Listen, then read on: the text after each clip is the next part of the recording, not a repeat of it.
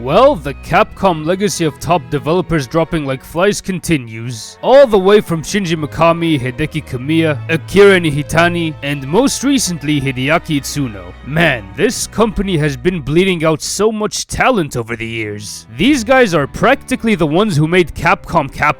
Hello, it's the Devil Joe, back again with a brand new video, and today I'll be covering some melancholic news that came out literally today. And it's Itsuno basically leaving Capcom after 30 whole years, making banger after banger, and for basically putting Devil May Cry on the map twice, with Devil May Cry 3 and Devil May Cry 5. Now the question is, what will be the fate of DMC right about now? Before answering that question, I gotta give a huge thank you to Itsuno for making some of my old-time favorite games, especially Devil May Cry 3. That game helped me overcome one of my biggest childhood fears that could have stuck with me up until now if I haven't played it. It even got me through some of my hardest times, and for that I'd like to thank you. And I wish you the best of luck with what comes next. Now on to the fate of this $1 million franchise that has seen bigger mainstream appeal since 2019 all the way till now. I see it going into two different scenarios, a grim scenario and another one filled with hope.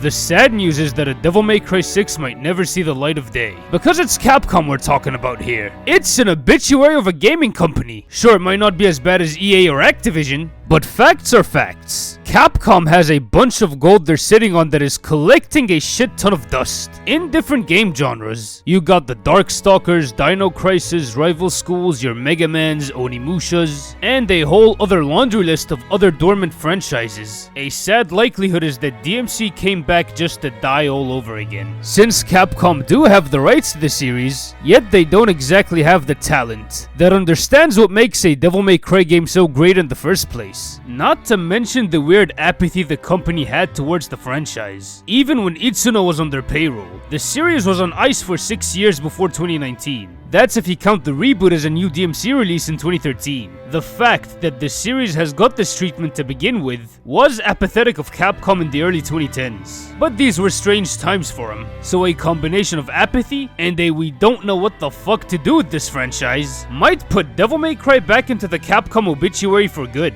Having said that, there is one chance that Devil May Cry will not suffer such a cursed fate, for quite a number of reasons. Anybody remember them Capcom Super Elections? With their results coming in with people across the world alongside Japan pretty much telling Capcom that Dante is their GOAT, the best thing to come out of them, and one of the games people want to see get a brand new entry being Devil May Cry, even if it's a remake of the first game. So of course Capcom will find a way to keep the golden goose moving forward, just like what they've done with Resident Evil. Plus, if the new Netflix anime turns out to be a banger, whenever that drops, it'll get more people into the games, turning out to be a net positive for the franchise's overall reputation. That'll have Capcom realize, holy shit, this franchise prints money. So they'll find a way to keep the ball rolling without Itsuno. Eventually they might get another director, put a team together to work on a potential DMC 6, or other Devil May Cry related projects, starring the wacky woohoo Pizza Man, to keep that flagship franchise going, like they have done with Resident Evil after Mikami left. Sure, that series had its highs and lows, but it came back with some solid wins, becoming fan favorites pretty quickly. So there's a slither of hope for this series. Overall, the future of Devil May Cry is at its most uncertain at this point, since the one man who seems to understand it the most has pretty much left the company that hold the rights to it. No Itsuno, no Kamiya, probably the end of an era. With all that being said, a huge thank you to Itsuno for all them great memories you gave us while you were at Capcom. You quite literally built a legacy over there and handed us some of our most fondest memories in gaming. Hope this decision gives you the freedom you need to make even better games. Trust me, I'll be on that ride. As for Devil May Cry, I'm hoping that the series is here to stay,